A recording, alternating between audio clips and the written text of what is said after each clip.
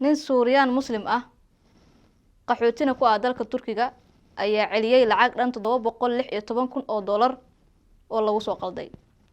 intaan u guda galin sheekada haddii ay tahay markii kugu horeysay aad soo booqato fadlan follow garee page-ka YouTube-kana subscribe garee muuqaalka la garee maasanid. nin Suuriyaan Muslim ah qaxootina ku ah dalka Turkiga ayaa lagu amaanay heerka ee la eg tahay daacadnimadiisa kadib markii sida la sheegay uu celiyay lacag dhan 716,000 oo dollar oo akoonkiisa bangiga si qaldan uga soo dhacday. dhacdadan ayaa ka dhacday dalka Turkiga. Cumar Cabdulqaadir ayaa ku jiray caymis dhismo kadib markii gurigiisa uu ku burburay dhul gariirkii dhawaan ku dhuftay dalka Turkiga.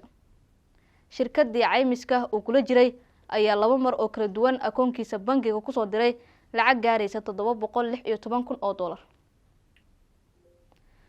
Cumar Cabdulqaadir ayaa dadkii yaqaanay waxa ay u sheegeen in lacagtan uu isagu leeyahay balse taasi waa uu ka biyo diiday waxa uuna sheegay in lacagtan aysan ahayn lacagtii uu xaq u lahaa.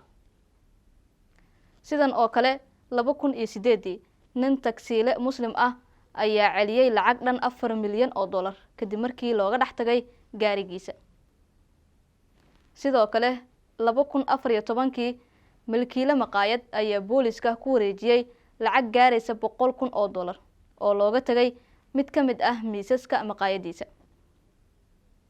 intaasi kuma eka tusaalayaasha waxaa jira dad badan oo muslimiin ah oo lagu soo qalday lacag fara badan laakiin markii dambe u celiyay dadkii xaq u lahaa lacagtaasi ama ku soo qalday.